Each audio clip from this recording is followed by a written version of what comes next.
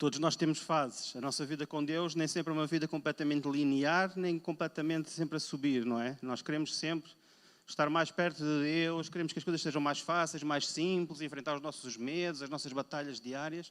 Mas parece que às vezes há uns ciclos. A gente, passado 2, 3 anos de ter coragem, força, ânimo, e vem e a gente fica abatidos. E nós nos sentimos um bocado destruídos, outra vez desanimados, não é? E nós não sabemos como lidar com isso. A única coisa que eu posso dizer, por experiência minha, é que a única forma é nós corrermos para Deus. Irmos para um lugar secreto, para o meio da serra. Eu adoro ir para a serra de Carnaxide. Não tem ninguém à minha volta, posso orar, posso louvar, posso chorar, ou então andar a pé pelo meio do trânsito. Aí toda a gente vem, ainda mais agora com o pessoal com os fones, ninguém sabe se a gente está a orar ou se está a falar com alguém ao telefone, não é? E nós precisamos de momentos assim na nossa vida, com a maior frequência possível. Porque isso é a única forma de nós nos conseguirmos livrar deste jugo que nós sabemos que é uma promessa, não é? Quando nós nos aproximamos de Deus, em Jesus, o seu fardo é leve, o seu jugo é suave, mas nós temos uma memória muito curta. Aquilo que nós passamos a vida a ensinar às nossas crianças, aos nossos filhos, não é? Nós, com Deus, temos uma memória muito curta para a sua palavra, para as suas promessas, e nós nos deixamos voltar abaixo. E descemos uns quantos degraus. E depois, por misericórdia dele, nós voltamos, ou porque vimos um culto, um domingo de manhã, ou uma sexta-feira de vida, ou uma reunião de oração, ou um encontro com um irmão, com um pastor, para aconselhamento, e nós nos sentimos outra vez cheios de forças. Eu acho e eu creio que a função da igreja é exatamente essa. Uma das funções da igreja é para estar na presença de Deus, sermos o corpo, adorarmos, louvarmos, mas Deus é tão bom porque nos dá irmãos para os quais a gente pode olhar. Eu agora estava aqui no louvor e ia pensar na Sara e na Susana. Ou foi ali na oração, acho que foi ali na oração. Porque quando nós nos juntamos, e elas são as responsáveis pelo louvor, não é? Por dirigir o louvor, e às vezes às quintas-feiras é difícil, é complicado, a gente quer parecer que está animado, mas cansa, dificulta. E muitas vezes elas as duas são usadas para dar uma palavra ou pela forma como cantam uma música na presença de Deus, não é? E nós aqui em cima, eu gostava que todos os irmãos pudessem ser músicos. Eu não sei se os outros músicos sentem a mesma coisa que eu, mas há momentos em que é muito especial a forma como Deus ministra e nós podemos tocar com um instrumento para louvar, não é? Talvez fosse isso que David fazia quando estava lá no campo com as suas ovelhas e louvava e criava aqueles salmos cantados, não é? Que eram música, eram poemas, músicas de adoração a Deus. E nós precisamos uns dos outros. Nós precisamos muito mais de Deus. Nós precisamos uns dos outros quando cada um de nós estiver cheio da sua presença. Porque nós vamos animando, entusiasmando, não é? Nós não somos crianças, nós não somos pessoas com alguma ignorância, não é isso que eu quero passar. Mas nós precisamos desse fortalecimento, porque muitas coisas nos puxam para baixo. E muitas coisas dentro de nós próprios, não têm a ver com o lugar onde nós vamos estar, com o nosso trabalho, nem com a nossa casa. Eu sou uma pessoa que sou muito influenciada por mim próprio. E às vezes preciso de ver o Insight quinta-feira. Eu já por muitas vezes falei à dele em casa, acho que nunca falei isso a ninguém, ou já falei ao Dangas, penso eu. O louvor às quintas-feiras, há dias e há semanas que é um prenúncio, um prelúdio do que vai ser o culto ao domingo. É uma coisa impressionante. Acho que o pastor Jorge esteve aqui uma vez connosco, quando foi pregar, veio de véspera na quinta-feira. Porque nós precisamos uns dos outros. A igreja precisa de ser igreja e precisa de ser bênção na vida uns dos outros. E a bênção não é só dizer Deus te abençoe. É mais do que isso. É estar juntos, agarrar na mão quando for preciso, pedir ajuda, desabafar. E eu continuo um bocado chorão. Espero que não vá chorar. Não sei porquê. Eu sei porquê. Eu tenho um familiar que se afastou de Jesus e agora no louvor lembrei-me disso. Ora bem, mas nós devemos ser assim, transparentes. Eu, pelo menos, não tenho vergonha. Já passou a idade de ter vergonha. Agora até já estou aqui um bocadinho desorientado. Deixa eu ver como é que eu posso pegar sem fazer uma grande quebra. Vou pedir aos irmãos que abram a Bíblia em 2 Coríntios 5, 18 a 20. E aqui tem aqui o texto impresso, para ser mais fácil. E acho que vou começar por aqui. 2 Coríntios 5, capítulo 5. Segunda carta escrita por Paulo à igreja que estava em Corinto, uma cidade. Portanto, é válida, porque nós somos uma igreja e nós precisamos de palavras que nos orientem. E a palavra de Deus é preciosa por isso. 2 Coríntios 5, 18 a 20. Diz assim, versículo 14. Peço desculpa. Eu, na realidade, vou ler do versículo 14. 2 Coríntios 5, de 14 a 20. E diz assim, porque o amor de Cristo nos constrange, julgando nós assim, que se um morreu por todos, logo todos morreram, e ele morreu por todos, para que os que vivam, não vivam mais para si, mas para aquele que por eles morreu e ressuscitou. Assim que se alguém está em Cristo, nova criatura é. As coisas velhas já passaram, eis que tudo se fez novo. Vou ficar por aqui por agora. E neste versículo, há aqui 3 momentos em que eu identifico, quando faço as minhas leituras, e saltou-me à vista como 3 momentos, o quarto eu vou deixar para o final, em que mostram o que é carregar a cruz. O desafio que Jesus fazia, que nos faz, é que nós possamos ir atrás dele e cada um carrega a sua cruz, não é? E há aqui 4 coisas que este texto ressalta à minha vista. E a primeira está no versículo 14, que é constrange. Porque o amor de Cristo nos constrange. Se calhar a melhor forma de mostrar ou de explicar o que é constrangimento é quando nós estamos mesmo no louvor, na sua presença, e vêm lágrimas ao nosso coração, e nós queremos deixar de parte determinadas coisas em nós que não nos agradam, com as quais lutamos há algum tempo, não é? Há coisas que nós já conseguimos ultrapassar, e é apenas quando nós nos sentimos constrangidos pela sua presença, incomodados, mas é um incómodo que nos faz querer ficar com ele, não é um incómodo que nos faz fugir. Porque muitas vezes no dia-a-dia nós temos coisas que nos fazem constrangir e a gente prefere ficar de parte. Há colegas no meu serviço, uma empresa com 1000 e tal funcionários, há colegas que são preciosos, eu gosto deles, converso muito com eles, abro o meu coração. Eles não conhecem Jesus, vou falando de Deus para eles já há muitos anos. Mas são pessoas que são meus irmãos do dia-a-dia, do trabalho, do ramo de entrar à mesma hora, sair à mesma hora, passar pelos mesmos problemas laborais, aquelas situações políticas, da sociedade, a inflação, tudo mais. São irmãos nesse sentido, nós partilhamos no dia-a-dia, se calhar alguns deles até mais do que eu em casa com a minha esposa, porque há coisas que a minha esposa e os meus filhos nunca veem, porque é o Nuno ou o Suva do trabalho, não é? Com as rotinas que eu tenho. Então eles são meus irmãos da carne, são bons irmãos e são pessoas com quem eu aprendo, não é? Mas com esses eu quero estar, mas com outros eu prefiro ficar longe, porque me constrange estar com eles, não é? Me constrange estar com eles.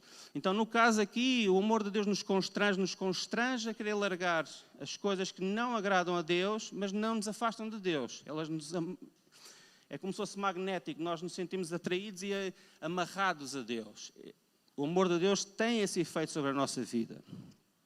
O segundo palavra está no versículo 15, e ele morreu por todos para que os que vivam não vivam mais para si. Carregar a sua cruz. Carregar a cruz de Cristo é não viver mais para si. É não mais viver para a sua vontade. Sua vontade... vou dizer da carne, aquele impulso inicial, o impulso de nós respondermos como entendermos, pensarmos como quisermos e não nos deixarmos admoestar, vergar por nada, não é? Quando nós aceitamos Jesus e entregamos a nossa vida nas suas mãos, a nossa vida não pode ser mais vivida da mesma forma. Nós passamos a viver de acordo com aquilo que Ele nos diz, com aquilo que Ele nos faz. Então nós não podemos mais viver para nós próprios. Eu não posso mais viver apenas para mim, esposo, marido, pai. Não, minha esposa, os meus miúdos, eles estão lá em casa, eu entro à hora que sai à hora que quero, faço do jeito que eu quero, não presto contas a ninguém. Não. Eu não posso mais viver só para mim, da minha forma. Eu tenho de viver para a minha esposa, tenho de viver para os meus filhos, tenho de viver para o meu... para o meu próximo, eu tenho de viver para a minha família, para o meu pai, para a minha mãe. Eu não posso viver mais só para mim próprio e pensar só em mim. E tenho de viver, obviamente, para Deus. Pensar em todo o tempo, Deus, o que é que eu poderia fazer, ou de que forma eu posso agir, ou de que forma eu posso... Agora olhei aqui para a Sandra e para o Dé, e não sei se eles pensaram nisso, mas se calhar pensaram, Deus, o que é que eu faço nesta situação? Daquelas 3 operações. Eles deram o testemunho aqui há 15 dias, semana passada para mim parece que foi há um mês. O tempo para mim parece que é um buraco, sei lá, não sei. A semana passada, parecia que tinha sido há mais tempo. Será que, não sei, de certeza que eles puseram-se numa situação em que não tinham como correr para nada e eles deram esse testemunho, de facto, não é? E correram para Deus. Não é? Porque não vivemos mais para nós próprios, não é? E eles tiveram também a situação, eles estavam ali a viver para a filha deles, não é? Acho que a experiência de pai e de mãe talvez seja o mais próximo do não viver para si próprio. Talvez de mãe até, não é? Eu creio que os pais nunca experimentam de facto a uma só carne que a mãe é com os filhos, não é? Porque estiveram 9 meses dentro da barriga da mãe, não é? O primeiro momento é o momento em que temos de nos constranger, porque o amor de Cristo nos constrange. O segundo momento, não vivam mais para si. Ele morreu por todos para os que vivem, não vivam mais para si. E no versículo 17, diz, assim que se alguém está em Cristo, assim que se alguém está em Cristo, nova criatura é, as coisas velhas já passaram, eis que tudo se fez novo. As coisas velhas ficam para trás. Quando nós carregamos a cruz de Cristo e assumimos e desejamos atender ao chamado de Cristo para a nossa vida, as coisas velhas ficam para trás. Agora é curioso que neste texto nós temos tendência a querer ficar neste versículo. Nova criatura somos, eis que tudo se fez novo. As coisas velhas ficaram para trás e eis que tudo se fez novo. E normalmente nós agarramos apenas a esta promessa. Todas as coisas se fizeram novas. E é uma forma de nós olharmos, lá está, nós olharmos para nós próprios, novamente. E isso às vezes nós fazemos isso com a palavra de Deus, nós somos seletivos. Porque há 2 ou 3 versículos a seguir esta promessa, que são, na realidade, são a conclusão e o motivo pelo qual nós devemos deixar as coisas velhas para trás. É o motivo pelo qual nós devemos ser nova criatura. E eu conheço estes versículos há tantos anos e eu nunca tinha percebido isso. Porque eu pelo menos particularmente, tenho notado que eu sou muito seletivo a ler a Bíblia, a ler a palavra. A gente lê, chega àquele versículo e nós fazemos isso. Nós conhecemos muitos versículos, nós dificilmente conhecemos textos completos e a gente conhece versículos específicos. Por isso é que muitas vezes se fala que não se pode tirar um texto fora do contexto. É preciso perceber o que está antes desse versículo, o que está depois desse versículo, quem é que disse aquelas palavras, em que circunstâncias, em que localidade, se foi dentro de casa, fora de casa, se foi no campo, com que povo foi para os samaritanos, foi para os romanos, foi para os judeus, não é? Mas nós somos muito seletivos. E depois destes 3 momentos em que eu chamo como carregar a cruz, não é? Porque em todo momento nós precisamos nos constranger, em todo momento nós precisamos não viver mais para nós próprios e em todo momento temos de deixar coisas velhas para trás. Mas há um versículo a seguir, e a minha vista, a próxima vez tenho que trazer os óculos. Da última vez eu não precisava de óculos ainda. O versículo 18 diz assim, e tudo isto provém de Deus. Todas estas coisas boas Ele quer fazer em nós, constranger, não viver mais para nós, deixar as coisas velhas para trás, fazer-nos nova criatura. Versículo 18. E tudo isto provém de Deus que nos reconciliou consigo mesmo por Jesus Cristo. Isto é tudo consequências, nós podemos estar outra vez com Deus, diante de Deus. Versículo 18. E tudo isto provém de Deus que nos reconciliou consigo mesmo por Jesus Cristo e nos deu o ministério da reconciliação.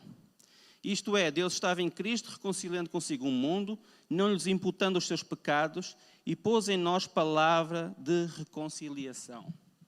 Nenhuma destas promessas deste texto faz sentido se não for para nós nos transformarmos em pessoas de reconciliação. O que Jesus fez na cruz foi reconciliar, e o texto explica isso. O que Jesus fez na cruz, o que Deus fez ao Jesus morrer na cruz, foi reconciliar-nos com Deus. Jesus morreu na cruz. E da mesma forma, Ele quer que nós sejamos pessoas que tenham um ministério de reconciliação. O ministério de reconciliação. Mas o que é que será isto deste ministério de reconciliação? Porque normalmente nós pensamos apenas em relação a Deus. Nós precisamos de estar reconciliados com Deus. Ok, eu preciso estar contigo, eu preciso orar, eu preciso estar na tua presença, eu preciso te buscar, e nós lutamos, e há semanas que corre bem, que fazemos devocional todos os dias, depois há 15 dias que nós passamos o tempo todo sem falar. Está muito calor aqui, mas eu sei que sou eu. Eu sei que sou eu. Já em casa é a mesma coisa, no carro é a mesma coisa, o ar-condicionado está no frio. Opa, está muito frio, ok? Pronto, não posso viver só para mim. Tenho de ouvir os outros, não é? Mas custa tanto fazer isso, eu antes não conseguia. Continuava ali fresquinho. Não, eu estou com calor, é a minha vontade que interessa. Sou eu que estou a conduzir, sou eu que estou a pagar o combustível, sou eu que estou a pagar as férias. Fica frio do jeito que eu quero. Não, mas já não posso pensar assim. Deus vai nos incomodando e deixando de olhar tanto para o nosso umbigo. Mulher chata, então. E voltando outra vez, e tudo isto provém de Deus que nos reconciliou consigo mesmo por Jesus Cristo e nos deu o ministério da reconciliação. Deus quer nos transformar em novas criaturas para que nós também sejamos pessoas que reconciliam. Pessoas que estejam reconciliadas com Deus, mas que sejam usados para reconciliação. Então não faz sentido nós amputarmos a palavra. Nós temos de ler os textos até ao fim, temos de perceber a ideia, temos de perceber, é este mesmo o desafio, e não podemos usar a palavra para aquilo que apenas nos satisfaz. Lembro-me da caixinha das promessas. Eu nunca usei, nunca vi, mas sempre ouvi muita gente falar. A minha esposa falava que havia no Brasil. Caixinha das promessas. Tirava-se um versículo, não é? Isso é ótimo. É ótimo se nós usarmos de forma correta, não é? Eu acho que eu ouvia histórias de pessoas que iam e tiravam para ver. Não entendo. À procura do versículo certo, não é? Este não é para mim. Nós não podemos fazer isso. Nós já somos crescidos. Nós já temos muitos anos de vida com Deus e nós precisamos de amadurecer. Então, quando nós lemos os textos como estes, nós precisamos de ler até ao final. E até ao final depois diz assim, isto é, Deus estava em Cristo reconciliando consigo o mundo, não lhes imputando os seus pecados. E pôs em nós a palavra da reconciliação, de sorte que somos embaixadores da parte de Cristo. Ser embaixador, nós pensamos sempre em poder, autoridade, representação. Mas não é só isso. Não é só isso. Embaixador é muito mais do que isso. O embaixador é um emissário, é quem representa diplomaticamente um Estado junto a outro Estado, ou um órgão internacional, embaixadores na ONU. É um emissário, é um representante e é um mensageiro. É alguém que faz uma ponte e leva e traz a informação e tenta fazer com que haja um acordo, um entendimento, e nós agora na questão da guerra, nós percebemos, nós vemos as notícias, mas por trás existem canais de comunicação diplomáticos, com embaixadores, com representantes que tentam encontrar e chegar a uma solução. E ter um ministério de reconciliação e ser embaixador tem muito a ver uma coisa com a outra. Eu também nunca tinha percebido isso da forma correta, penso eu. Porque os embaixadores também fazem pontos de diálogo, pontos para resolver dificuldades, problemas, crises humanitárias, problemas de fome, tudo o que seja este tipo de desentendimentos. O embaixador não é alguém, porque a ideia com que nós ficamos muitas vezes, e eu lembro muitas vezes de ouvir isso na igreja, em diversas formas, ou até eu próprio entender, em diversos sítios, não, é alguém que representa, que tem o poder e que tem a autoridade. Então e a outra parte? A outra parte, fazer a ponte, fazer a ligação, fazer a reconciliação. Por isso é que aparece aqui, Deus nos dá o ministério da reconciliação, à imagem, e faz todo o sentido, porque aquilo que Deus tem para nós é exatamente a imagem, o reflexo daquilo que Cristo fez, não é? Por isso é que nós temos de ser imitadores de Cristo, não é? E nós precisamos fazer a mesma coisa, mas nós não temos o poder para perdoar pecados, nós não temos o poder para curar as pessoas, nós próprios. Nós não temos o poder para simplesmente irmos ouvir alguém e essa pessoa se sentir aliviada, De certa forma, nós precisamos desabafar uns com os outros, mas nós não temos esse poder, mas nós temos a responsabilidade de ter esse ministério da reconciliação, de levar, de fazer a ponte. E ser embaixador é isso, nós representamos. E nós podemos orar por alguém, nós podemos fazer alguma coisa por alguém. E eu, a pensar, eu gosto muito de ter ideias, de pensar sobre alguma perspectiva até teológica na Bíblia, mas adoro depois encontrar a pessoa. Eu gosto de dizer personagem, mas não são personagens, porque elas são pessoas reais, não é? Mas pronto, mas personificam para nós desafios, realidades, e nós aprendemos muito com eles. E estive a pensar, qual é a personagem que mais representa a reconciliação? Alguém quer dar uma sugestão? Para ver se acertou com o que eu pensei. A personagem bíblica no Novo e Velho Testamento que mais personifica o tempo de reconciliação, que mais vezes tentou reconciliar partes com partes. Como? David. Também está certo. Também cheguei lá. Também pensei nele. Mais? Alguém quer sugerir mais um nome? Quem? Jesus também, certo, correto. Fez muito. Ele próprio é o nosso exemplo do Ministério de Reconciliação. Vou dar mais uma oportunidade. Paulo, ok. Pronto, eu vou chegar ao meu ponto. Não posso, vou-me embora, não acertaram no nome que eu propus. Moisés. Eu acho que não há nenhuma pessoa que em diversas circunstâncias, umas a seguir às outras, durante pelo menos 40 anos, foram mais de 40 anos, foram 40 anos de deserto, não houve pessoa com mais paciência, e a palavra fala isso, com mais... onde é que eu tenho aqui a minha cábula? Deixa estar, não se preocupe, não vale a pena. Obrigado. Não houve pessoa como Moisés que nos possa dar um exemplo maior de uma pessoa do nosso nível, não é? Jesus estava, ele era Deus, não é? Moisés era uma pessoa que tinha um sentimento de incapacidade muito grande. Eu vou fazer um pequeno resumo sobre a vida de Moisés. Quando Faraó resolve, o povo de Israel estava cativo no Egito e o povo de Israel crescia muito. Eles eram usados como escravos para construção, os tijolos, né? Todos nós nos lembramos dos tijolos de palha e de lama. Só que o povo de Israel crescia muito no Egito e Faraó resolveu matar todos os primogénitos para reduzir a dimensão, o poder, porque querendo ou não querendo estavam dependentes deles. E Moisés, para ser salvo, ele foi colocado numa cesta no ribeiro, no rio, para que pudesse escapar, não é? Pudesse ser encontrado. E foi encontrado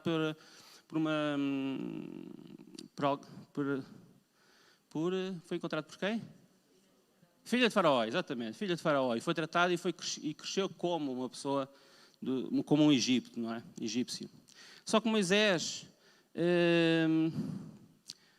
por diversas situações e circunstâncias, ele foi sentido o apelo e foi sendo condicionado para se aproximar do povo do qual ele fazia parte.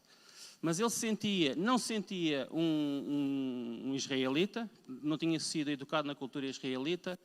Ele era uma pessoa que tinha dificuldades, talvez de expressão, ou sentia algum tipo de incapacidade, não é? Mas Deus começou a pegar em Moisés e a colocá-lo sempre diante de circunstâncias em que era preciso algo dele a mais do que ele achava que tinha capacidade, não é? E eu acho que, para além de todas as histórias que vêm depois, só por isso já basta para nós nos colocarmos nos pés de Moisés. E eu aconselho que possam ler a vida de Moisés. Não são muitos capítulos, porque eu identifico muito com a vida de Moisés. Ele se sentia incapaz, se sentia deslocado, não é?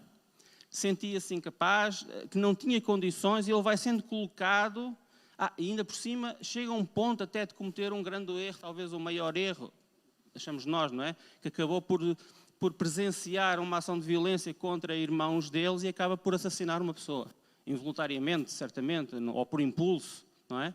Então, como é que uma pessoa deste calibre, com estas complicações, com estas dificuldades, como é que ela chega a ser uma pessoa que vai ser usada muito por Deus, não é? Para levar o povo? Temos as 10 pragas, não é? Temos a negociação com Faraó, Moisés achava-se incapaz. Temos a situação das pragas que são lançadas, não é? Temos a fuga, temos o Mar Vermelho, quando ele acaba por ser... O povo acaba por ser liberto em direção ao deserto, a situação do Mar Vermelho. Em todos estes momentos, Moisés tem sempre de lidar com a incapacidade dele e com a dúvida dos que estão à sua volta. Isso é o mais curioso. E nós percebemos aqui uma coisa, em relação à vida de Moisés, que ele aceitou o desafio, mesmo achando-se incapaz. E não só aceitou esse desafio, como...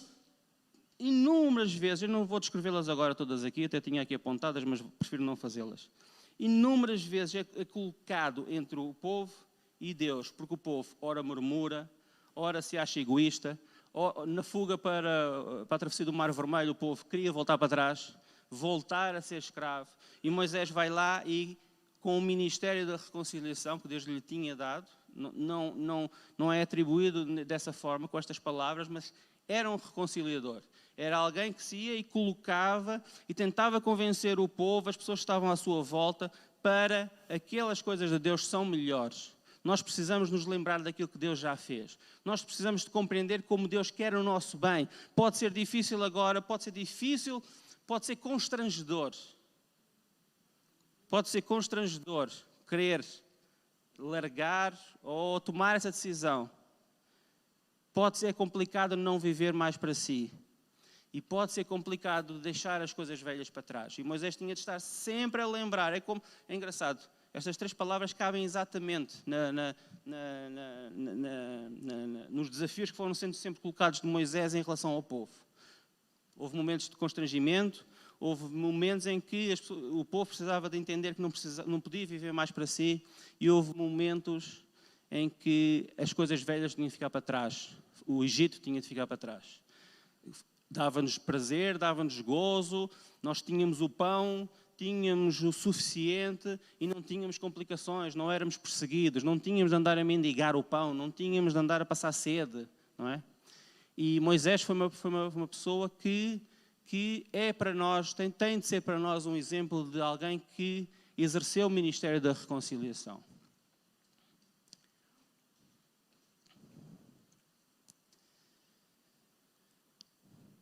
E é curioso, porque estas três palavras, o constranger, o não vivam mais para si, as coisas ficam para trás, há um padrão nelas. E é algo com o qual nós precisamos ter cuidado.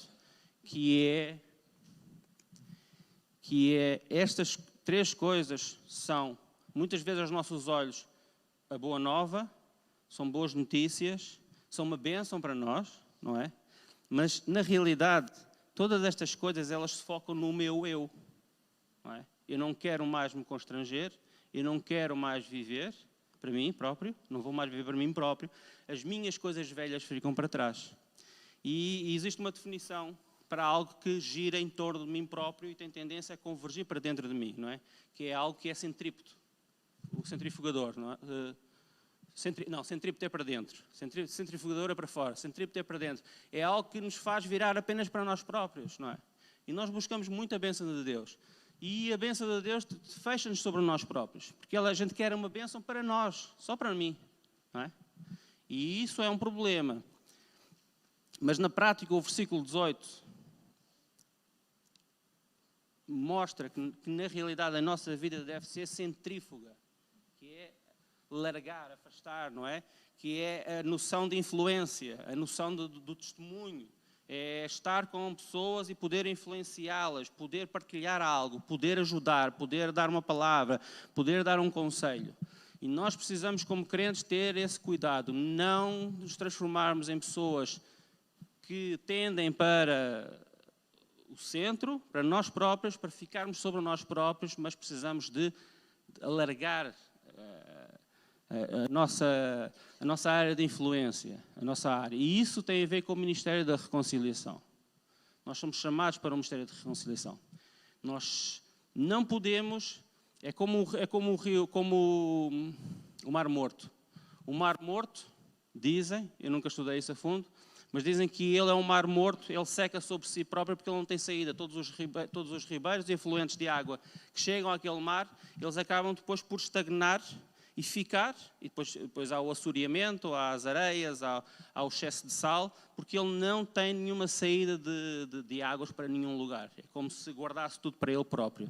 Então, quando deixa de haver movimento de águas, não é? O mar transforma-se num mar morto, num mar seco, num lago que evapora a água porque não há movimento, não há diversidade, não há vida, não há peixes e acaba por ser um lugar de morte. E quando nós, como crentes, nos tornamos um papa-bênçãos, nós apenas queremos ser abençoados e não queremos abençoar outros. E o abençoar outros, mais uma vez eu digo, não é dizer apenas palavras, Deus te abençoe. Não, é fazer mais do que isso. É exercer o ministério de reconciliação, tal como o exemplo de Moisés.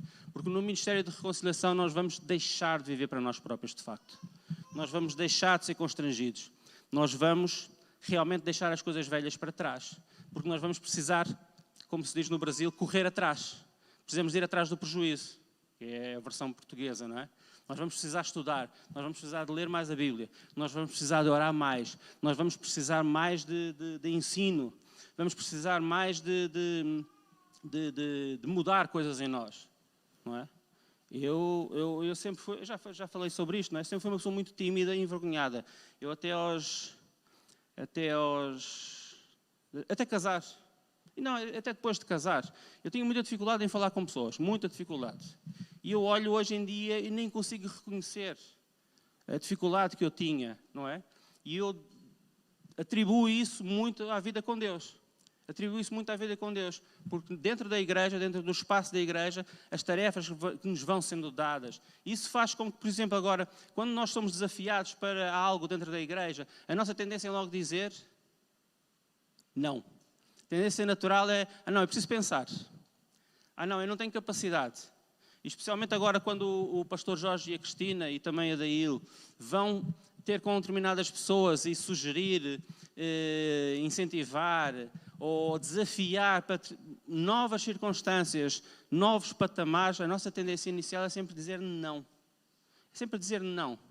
E a igreja não pode ser assim, porque os crentes não podem ser assim, nós não podemos ser assim. Porque quanto mais não nós vamos dizer, mais sobre nós próprios nós nos vamos tornar. E quanto mais sobre nós próprios nos vamos tornar, mais do tipo de um mar morto nós vamos tornando também. Porque nós não damos aquilo que temos recebido. E nós recitamos muitos textos bíblicos de forma de cor. É melhor dar do que receber, é melhor dar do que receber.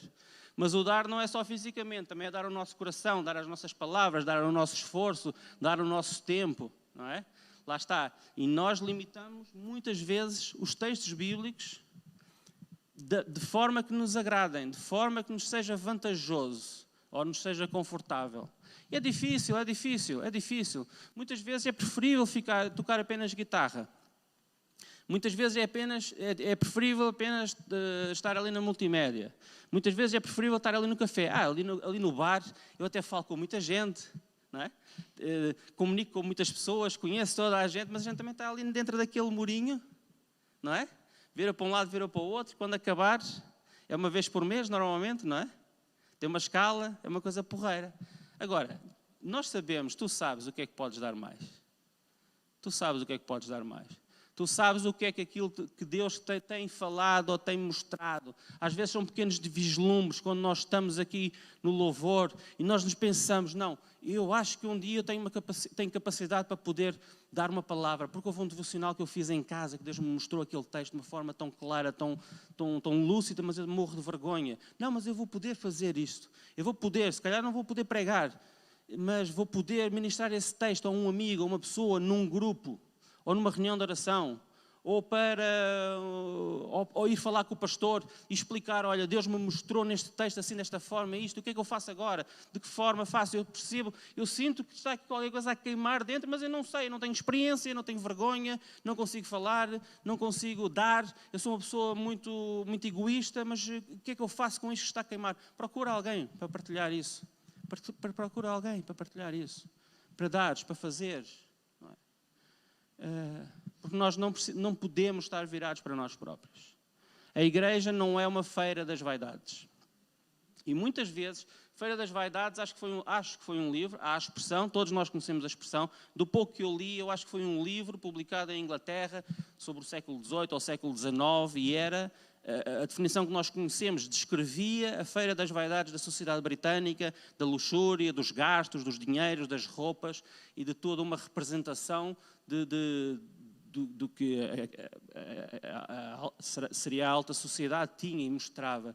E nós, como igreja, nós não podemos ter uma Feira das Vaidades. Eu esforço-me todos os domingos por cumprimentar o máximo número de pessoas possível. E não conseguia. Eu antes andava sempre muito concentrado. Entrava, saía. Depois eu comecei a perceber, as pessoas que olhem para mim e que me vejam entrar e sair vão pensar que eu sou uma pessoa mal educada. E eu não sou mal educado. É o excesso de concentração. Estou tão concentrado que eu esqueço. Então façam um esforço. Se forem a ver, às vezes eu venho de lá dentro cá para fora, eu cumprimento sempre alguém. Pus como disciplina. Tenho de cumprimentar. Hoje eu dei beijinho. Hoje dei os beijinhos e apertos de mãos ali naquela zona. E aproveitei logo e cumprimentei 3 pessoas ou 4 pessoas. E acabei ali no Rui, que eu me lembro. Não foi?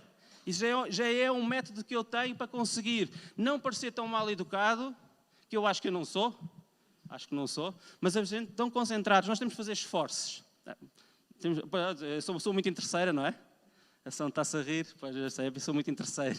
Que eu adoro, eu sou o fã número 1 da tarte de amêndoas que ela faz. Ai, é uma delícia, uma delícia, uma delícia. É uma delícia. Mas nós precisamos nos voltar para o Ministério da Reconciliação. Precisamos ser como Moisés. E eu lembrei-me, quando estava a meditar, para saber o que poderia apresentar como palavra, como um pequeno sermão, e eu lembrei-me da pregação do pastor Jorge dos 10 leprosos. O nosso medo sempre vai ser, oh Deus, mas o que é que eu vou fazer? Eu tenho tantas falhas, tantas dificuldades. Mas o que aconteceu naqueles... Eu também nunca me tinha apercebido disso.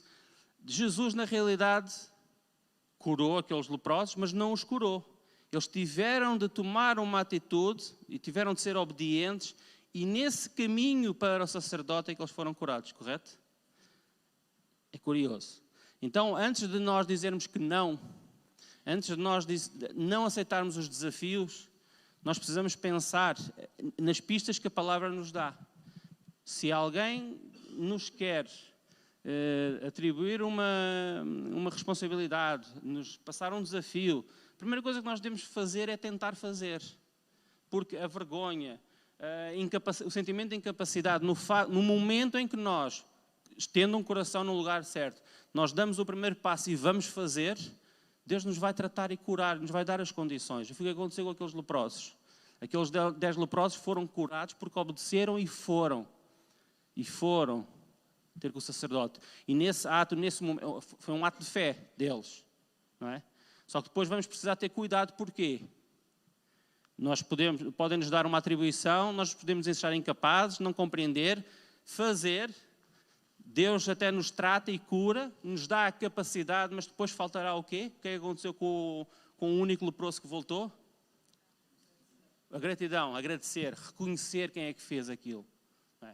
E nós vamos vendo anos após anos. Eu entreguei a minha vida a Jesus com 16 anos, talvez tenho 49, já foram muitos anos. São coisas que me deixam triste, mas já não me criam moça em mim. Eu aceito que possa criar moça em outros irmãos, mas muitas vezes é um entra e sai de pessoas altamente capacitadas, não é? E é um entra e sai dentro da igreja. Existirão N motivos, N razões, e nenhuma delas, ou quase nenhuma delas, será questionável. Mas certamente há momentos em que pessoas que nesse entra e sai, elas saem por falta de gratidão, ou se afastam de Deus. Normalmente até nem eu entra e sai, elas se afastam de Deus por falta de gratidão. Porque Deus foi e ajudou, porque Deus foi e mostrou e revelou e trouxe pessoas que puderam aconselhar e fez-se luz e em alguns momentos até entenderam perfeitamente. Realmente, o Espírito Santo está presente e tem mostrado e revelado. Não, e realmente é isto que eu preciso fazer, esta mudança, esta alteração, esta modificação. Mas com o tempo nós acabamos por endurecer o nosso coração como Faraó e sair sem ser gratos. Afastar-nos de Deus sem sermos gratos. E às vezes é sempre a falta de gratidão. Porque para nós agradecermos nós precisamos ser muito humildes. Quando nós agradecemos a alguma coisa nós estamos a reconhecer que alguém fez alguma coisa por nós. Nós não tínhamos as forças nem as condições para conseguir solucionar e nos sair daquela situação. Nós precisamos daquela outra pessoa e nós agradecemos pela ajuda que ela nos dá. E nós precisamos ser assim para com Deus. E o desafio desta manhã é o que é que já tem sido proposto e colocado na minha mão que eu tenho dito que não. Nós somos como as crianças, que naquela fase que aprendem a dizer não. Quem é que está aqui, criança, que a tua já passou a fase do não? Ainda não passou? Ainda está? Pronto. Até que idade é que é a fase do não, mais ou menos? Que idade é que ela tem? E ainda está na fase... Pois é, até ir para a escola, mais ou menos, não é? Quando vão para a escola têm de aprender a conviver com outras crianças, com outros pequenos egos, não é? Mas nós muitas vezes somos como crianças e a primeira coisa que nós falamos é não. Não, não, não, não, não. Mas Deus nos chama para o ministério, para exercer o ministério de reconciliação, para dar do tempo que nós não temos, para dar da capacidade que nós não temos. E nós precisamos nos lembrar do exemplo do leproso, que é nesse caminho que Deus nos vai dar a condição. É nesse caminho, nesse processo que Deus nos vai dar a capacidade. E eu queria que ficasse como desafio nesta manhã, não é?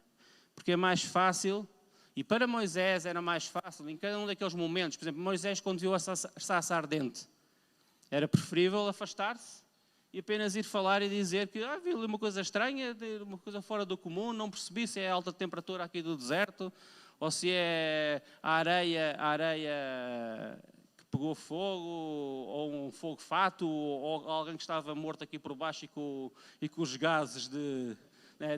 Diziam que no cemitério às vezes acontecia, não era aqueles fogos, combustão espontânea, não é? Mas não, ele ficou ali, ele queria perceber. Moisés simplesmente podia dizer, isto não tem nada a ver comigo. A palavra é omissão.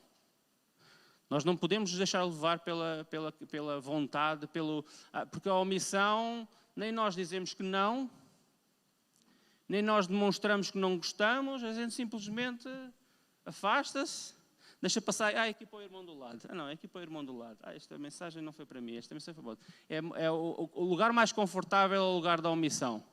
E Moisés teve muitas circunstâncias em que podia se omitir, não é? Ele quando viu a violência para com os seus dois conterrâneos, ele podia não se ter intrometido. Até se intrometeu, não foi omisso, mas meteu-se numa carga de trabalhos, porque involuntariamente acabou por assassinar alguém. Mas nós não podemos, nós temos Deus do nosso lado e Ele sempre nos vai dar a capacidade para nós realizarmos essa tarefa. Então, o Ministério da Reconciliação, nós não podemos ser mais omissos. Nós não podemos mais olhar para os textos da palavra e omitir parte desse texto. Não podemos mais. As coisas velhas ficam para trás, Deus nos dá uma nova vida, nós somos uma nova criatura para o Ministério da Reconciliação. Da mesma forma que Jesus fez para com Deus. Porque nós éramos inimigos de Deus e Jesus nos reconciliou com o Pai. Amém? Vou pedir para fecharmos os nossos olhos, pedir ao grupo de louvor que possa subir, o grupo de louvor, e eu vou orar. Oh Pai, nós te agradecemos, Senhor, por esta manhã. Nós te agradecemos pela tua presença no nosso meio. Nós te agradecemos, Senhor, pela tua palavra, Senhor, que foi aberta, que foi pregada, Senhor. E a tua palavra é viva. A tua palavra não volta para trás vazia, Senhor.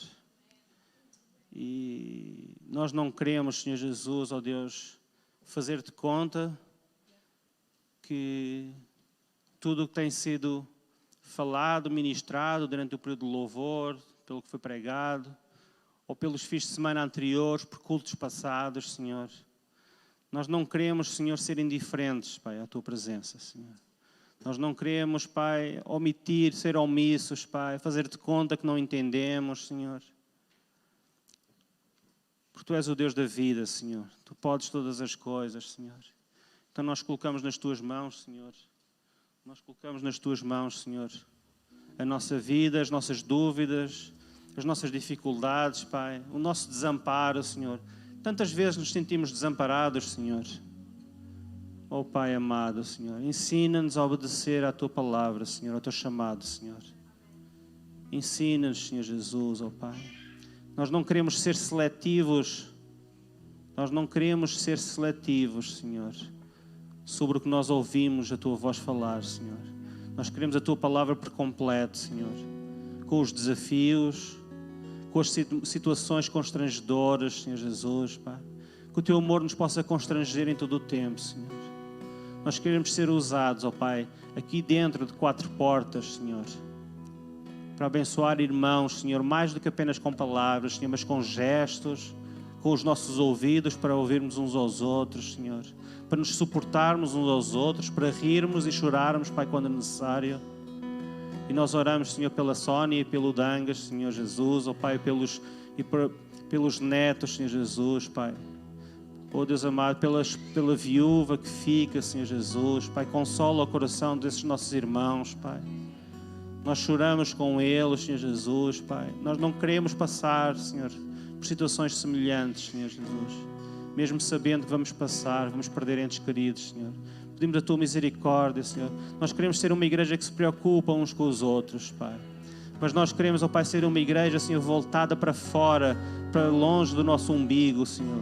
Nós não queremos ser omissos, Pai, com aquilo que nós podemos fazer, com o Evangelho que podemos pregar, Senhor, com uma palavra de conforto, de conselho, de testemunho, por uma oração que podemos fazer no momento de um colega ou um amigo que está aflito, Senhor. Oh Deus amado, leva para longe, Senhor Jesus, Pai. Leva para longe, Senhor, o nosso comodismo, Senhor. Leva para longe, Senhor Jesus, Pai. Tem misericórdia de nós, Senhor. Em nome de Jesus, Senhor.